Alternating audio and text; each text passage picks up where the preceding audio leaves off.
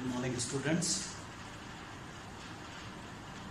First year का अपना pteridophyta वाला पेपर हम डिस्कस कर रहे हैं और पिछले जब लेक्चर में हमने बात करी थी तो हमने 2 मेंबर पहले कर लिए थे। लाइकोपोडियम हमने पढ़ लिया, स्लैजिनेला हमने पढ़ लिया। तीसरा जो मेंबर था इक्विसिटम वो हमने शुरू किया। पिछले लेक्चर में मैंने आपको इसके सिस्टमैटिक पोजीशन के बारे में बताया था और इसकी मॉर्फोलॉजी के बारे में बताया। हॉर्सटेल इसका कॉमन नाम है जिस नाम से इसको जाना जाता है। क्लासिफिकेशन की जब हमने बात करी तो मैंने आपको बताया था स्पेनोफाइटा डिवीजन का ये मेंबर है और स्पेनोफाइटा डिवीजन में पूरे डिवीजन के अंदर जिसको हम कैलेमोफाइटा भी कहते हैं या आर्थ्रोफाइटा भी कहते हैं, मैंने आपको बताया था कि ये एकमात्र सर्वाइविंग लिविंग मेंबर है आज की डेट में। तो पूरे ग्रुप को एकमात्र मेंबर है जो लिविंग फॉर्म में आज की डेट में मिलता है या रिप्रेजेंट करता है। तो एग्जाम में जनरली इसके बारे में क्वेश्चन पूछा जाता है कि स्पेनोफाइटा ये जो हमारा जो मेंबर है कैलेमोफाइटा डिवीजन जो है आर्थ्रोफाइटा डिवीजन है, उसका कौन सा एकमात्र मेंबर है जो आज की डेट में सर्वाइविंग है या आज की डेट में लिविंग फॉर्म में मिलता है, तो वो है हमारा इक्विसिटम। तो एकमात्र लिविंग मेंबर। और मैंने आपको बताया था कि लगभग 30 स्पीशीज इसकी वर्ल्ड वाइड मिलती हैं, एक्सेप्ट न्यूजीलैंड और ऑस्ट्रेलिया पूरे वर्ल्ड में ये पाया जाता है। और उनमें से इक्विसिटम आर्वेन्से जिनशियम के कुछ इंपॉर्टेंट स्पीशीज हैं जो हमारे कॉमनली मिलती है, जिसके बारे में हमने पिछले उसमें बात करी। मॉर्फोलॉजी की जब हमने बात करी तो मैंने आपको बताया था कि प्लांट बॉडी रूट स्टेम और लीफ में डिवाइडेड रहेगा, लेकिन लीव्स जो होती हैं वो स्केली होती हैं, means they are not photosynthetic, photosynthesis का काम नहीं करती है। उसके बजाय स्टेम ही फोटोसिंथेसिस का काम करेगी।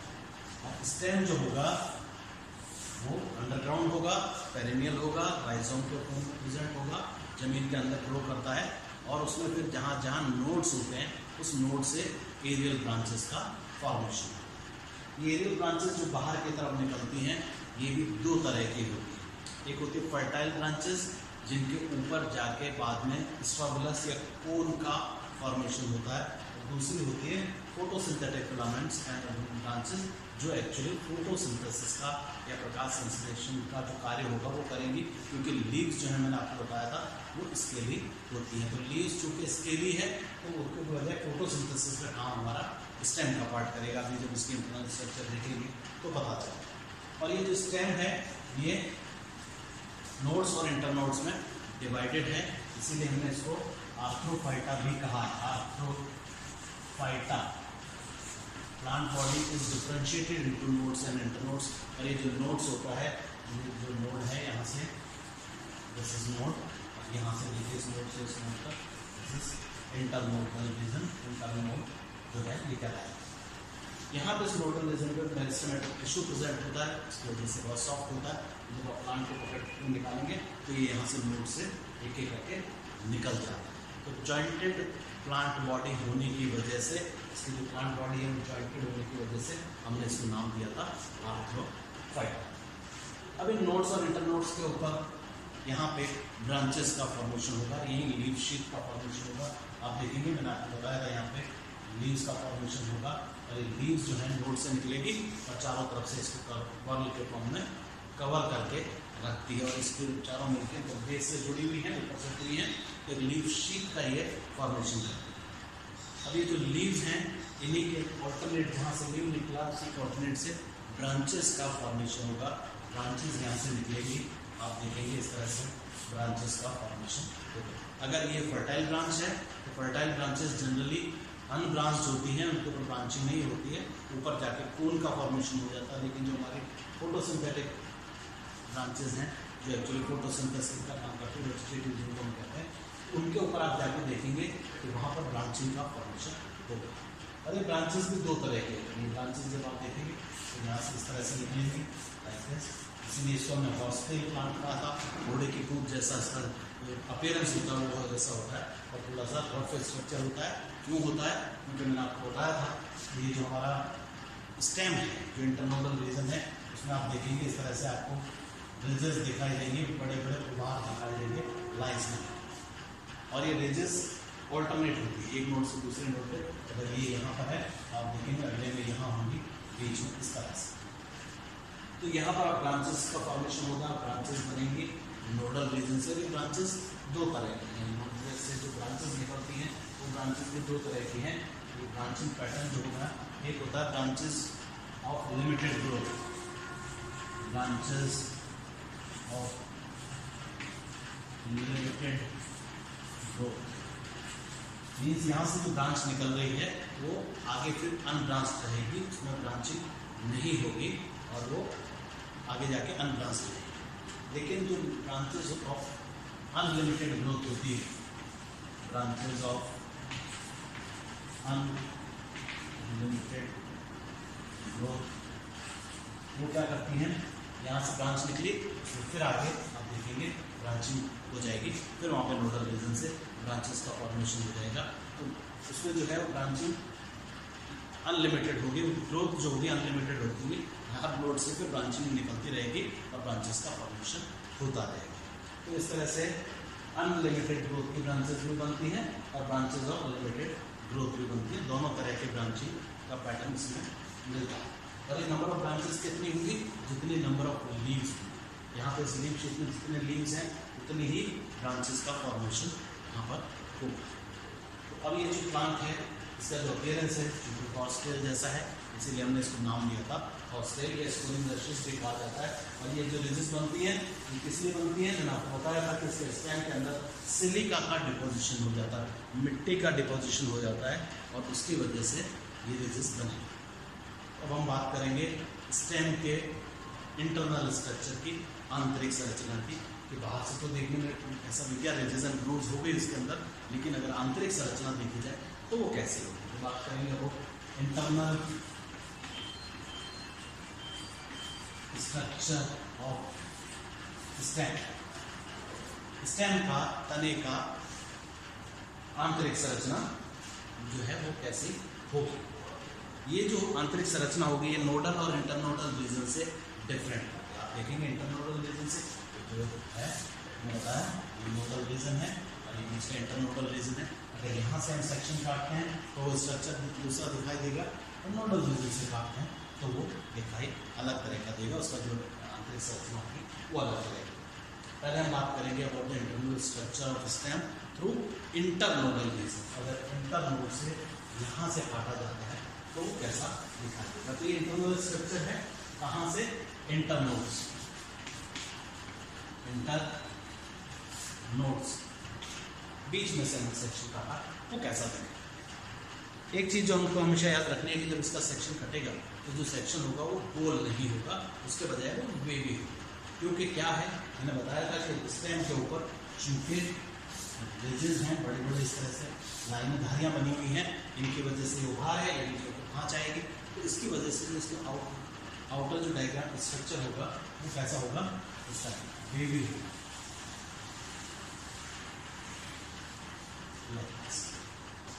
It is not circular, circular नहीं होगा, उसके बजाय ये उभार हो गया, ये खाँच आ गई, ये फिर उभार आ गया, फिर खाँच आ गया। तो ये तो ब्रिज रीजन हो गया जहाँ से रखा हुआ है, और ये ग्लूम रीजन कहलाएगा जहाँ पे खाँच जिसको हम कहते हैं वहाँ पर।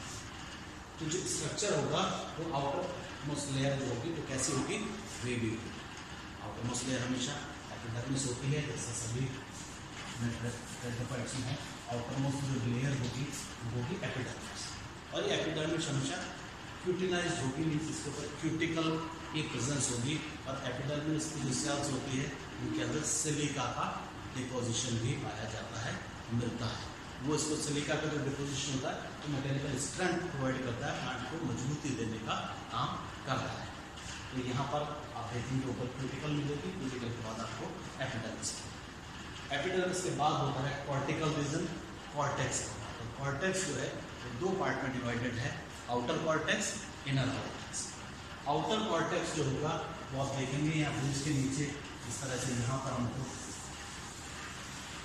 दिखाई देता है, और यहाँ पर ये जो आउटर कॉर्टेक्स होगा ये थिक स्क्लेरेंटाइन मेटल सेल्स का होगा।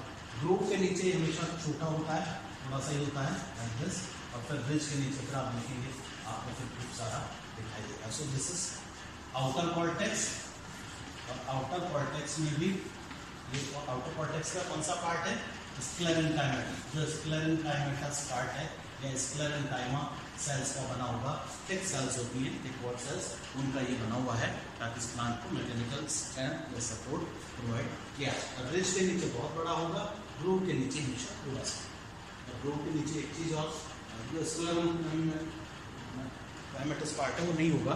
यहाँ पर क्या होगा आप देखेंगे एक स्पेशल ओपनिंग मिलेगी, और उस स्पेशल ओपनिंग को हम कहते हैं stroma. Stroma means actually photosynthesis का काम लीफ तो कर ही नहीं रही, उसके बजाय स्टेम कर रहा है। जो गैशियस एक्सचेंज होना है, तो गैशियस एक्सचेंज यहाँ पर होता है, यहाँ पर एक ओपनिंग प्रेजेंट होती है जिससे स्ट्रोमा कहता है। ज़ाहिर प्लांट्स में स्ट्रोमेटा होता है, बिल्कुल वैसा ही स्ट्रक्चर है, गार्ड सेल्स होंगी इसके अंदर और एसेसरी सेल्स होंगी, ऑक्सीजरी सेल्स होंगी, यहाँ से गैशियस एक्सचेंज होगा। आउटर कॉर्टेक्स में बाहर की तरफ आपका हो गया स्क्लेरेंटाइमेटस पार्ट, अंदर की तरफ आप यहाँ देखेंगे आपको बड़ी बड़ी इस तरह से फोटोसिंथेटिक सेल्स दिखाई देंगी, जिनको हम कहते हैं क्लोरेनकाइमा। क्लोरेनकाइमा मीन्स वो सेल्स, पैरेंटाइमेटल सेल्स जिनके अंदर क्लोरोफिल प्रेजेंट होता है, जो बेसिकली फोटोसिंथेसिस का काम करती हैं। तो यहाँ पर आपको क्लोरेनकाइमेटस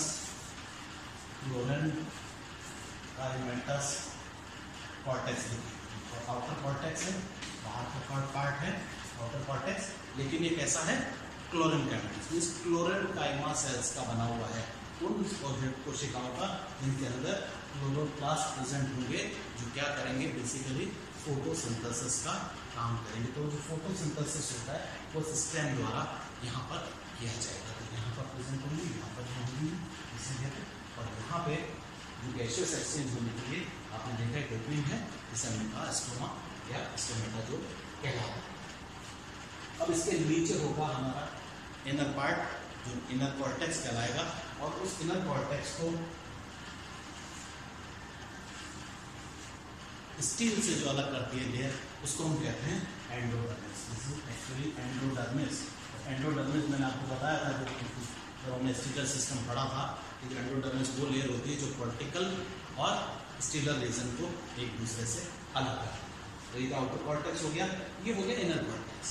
और इन इनर कॉर्टेक्स के अंदर क्या होगा, आप क्या देखेंगे कि आपको बीच बीच में बहुत बड़ी बड़ी कैविटीज दिखाई देंगी, लाइक दिस। यहाँ पर आप देखेंगे आपको इस तरह से बड़ी कैविटी दिखाई देगी, दूसरी आपको यहाँ पर इसके नीचे यहाँ पर इस तरह से कैविटी दिखाई। पोजीशन बड़ी इंपॉर्टेंट है, पोजीशन कहाँ देखिए मैंने कहाँ बनाया था, उस कैविटी को जो ग्रूव है हमारा, जो खांच है, उसके नीचे ये प्रेजेंट है, और इन बड़ी बड़ी बीच में यहाँ पर सिंपल पैरेंटाइमेटल सेल्स हैं, देखिए ये सारे पैरेंटाइमेटल सेल्स हैं। यहाँ पर सर पैरेंटाइमेटल सेल्स नहीं होने से बड़ी बड़ी आप देखेंगे एयर कैविटीज बन जाती हैं, और इनको हम कहते हैं वेलिक्यूलर कैनाल, वेलिक्यूलर कैनाल। तो इनर कॉर्टेक्स की जो खासियत होती है तो ये होती है, आउटर कॉर्टेक्स में क्लोरेनकाइमेटस टिश्यू प्रेजेंट था, क्लोरेनकाइमा का फोटोसिंथेसिस का काम कर रहा था।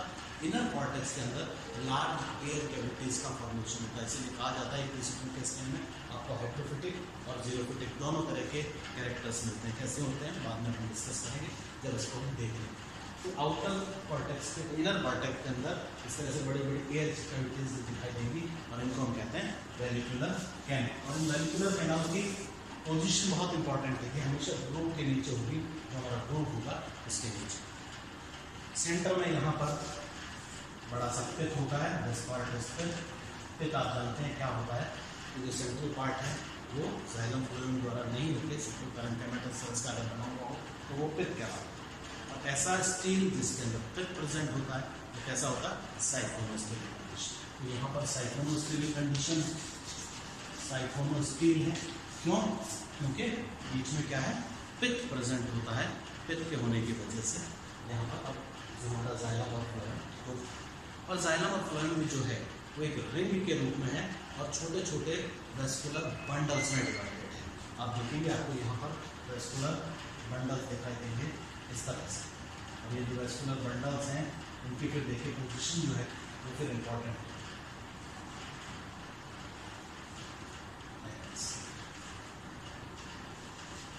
ये जो वेस्कुलर बंडल्स हैं यहाँ पर जो हमारा स्टील है वो छोटे छोटे बंडल्स में डिवाइड हो गया है और वो वेस्कुलर बंडल्स कहलाएंगे। तो वेस्कुलर बंडल्स की एक रिंग आपको दिखाई देगी इस एंडोडर्मिस की। एंडोडर्मिस है ऑटोमोस्ट, इस एंडोडर्मिस के नीचे पेरिसाइकिल होगी। कुछ स्पीशीज के अंदर की तरफ जो एंडोडर्मिस होता है वो, बाकी ज़्यादातर स्पीशीज के अंदर आप देखेंगे बाहर की तरफ आपको एंडोडर्मिस दिखाई देगा। उसके नीचे यहाँ पर पेरिसाइकिल दिखाई देगी और पेरिसाइकिल के नीचे दिखाई देंगे वेस्कुलर बंडल्स। ये जो वेस्कुलर बंडल्स होते हैं कॉन्जॉइंट, कोलेटरल और एक्साक्ट टाइप के वेस्कुलर बंडल्स जो हैं वो conjoint, collateral and exact type. Xylem और फ्लोएम एक साथ साथ आप देखेंगे यहाँ पर आपको दिखाई देगी। Another, sorry this is not exact, this is another. Another का मतलब होगा कि जो हमारा मेटाजाइलम होगा वो बाहर की तरफ होगा और प्रोटोजाइलम जो होगा वो अंदर की तरफ होगा। तो प्रोटोजाइलम जब अंदर की तरफ होता है तो एंडार कंडीशन कहलाएगी। यहाँ आपको दिखाई देगा कि अंदर की तरफ आप देखेंगे आपको क्या दिखाई देंगे, प्रोटोजाइलम के पैचेस। बाहर की तरफ यहाँ पर आपको क्या दिखाई देंगे, मेटाजाइलम के पैचेस। प्रोटोजाइलम जो होता है उसके बीच में फिर प्रोटोजाइलम के जो एलिमेंट्स हैं, ट्रैक्यूट्स हैं, वो डिसइंटीग्रेट हो जाते हैं, टूट जाते हैं और उनके टूट जाने से आप देखेंगे यहाँ पर आपको फिर एक जो है कैविटी दिखाई देगी। तो जो वेस्कुलर बंडल है उसमें यहाँ पर देखिए मेटाजाइलम दिख रहा है, यहाँ पे आपको जाइलम दिख रहा है और यहाँ पर ये एक तो कैविटी नजर आ रही है और इस कैविटी को हम कहते हैं कैराइनल कैनाल। आउटर जो कॉर्टेक्स में थी, कॉर्टेक्स में बाहर वो तो थी वेलिकुलर कैनाल। यहाँ पर कौन सी कैनाल है, यहाँ पर ये जो कैविटी बन रही है इसको क्या कहेंगे, इसको हम कहते हैं कैराइनल कैनाल। तो वेस्कुलर बंडल्स में है हमारा जो स्टील है वेस्कुलर बंडल्स के रूप में प्रेजेंट है। ये वेस्कुलर बंडल्स रिंग में अरेंज है और रिंग में भी क्या इंपॉर्टेंट चीज़ है कि जो रिज होगी उसके नीचे वेस्कुलर बंडल होगा, उसकी जो पोजीशन होगी वो हमेशा फिक्स होगी। तो वेलिकुलर कैनाल हमेशा आपको ग्रूव्स के नीचे दिखाई देगी, कैराइनल कैनाल हमेशा आपको किसके नीचे दिखाई देगी, रिजेस के नीचे। और जितने रिजेस होंगे उभार होंगे उतने ही वेस्कुलर बंडल्स भी होंगे। तो वेस्कुलर बंडल्स का जो नंबर है वो भी उतना ही होगा। तो उसमें आपको ये बाहर प्रोटोजाइलम मेटाजाइलम दिख रहा है, यहाँ पर प्रोटोजाइलम के पैचेस होते हैं अंदर की तरफ, एंडार कंडीशन है और बीच में लार्ज कैविटीज प्रेजेंट हैं जिनको हम कहते हैं कैराइनल कैनाल। सेंट्रल पार्ट में होगा पेल। तो जब नोडल इंटरनोडल रीजन से स्टेम का सेक्शन काटा जाता है तो वो जो सेक्शन हमको दिखाई देता है वो इस तरह का दिखाई देगा। और ये बहुत इंपॉर्टेंट होता है, एग्जाम में इसके बारे में अक्सर पूछा जाता है। The presence of sclerocamatous, parenchymatous cortex, presence of velicular canals in cortical part, presence of vascular bundles में भी कैराइनल कैनाल का प्रेजेंट होना और वेस्कुलर बंडल्स की और आपकी वेलिकुलर कैनाल्स की पोजीशन जो है वो बहुत इंपॉर्टेंट है। तो जो इंटरनोडल रीजन से स्टेम का जो सेक्शन काटा जाता है तो वो जो स्ट्रक्चर दिखाई देगा वो हमको इस तरह का दिखाई देगा। नोडल रीजन से जब काटेंगे तो क्या डिफरेंसेस आते हैं उसके बारे में बात करेंगे अगले लेक्चर में। और हम बात करेंगे इसके अंदर क्या जीरोफिटिक कैरेक्टर्स हैं और क्या हाइड्रोफिटिक कैरेक्टर्स है, दोनों के कॉम्बिनेशन इसके अंदर आपको दिखाई देगा, उसके बारे में बात करेंगे अगले लेक्चर। Thank you.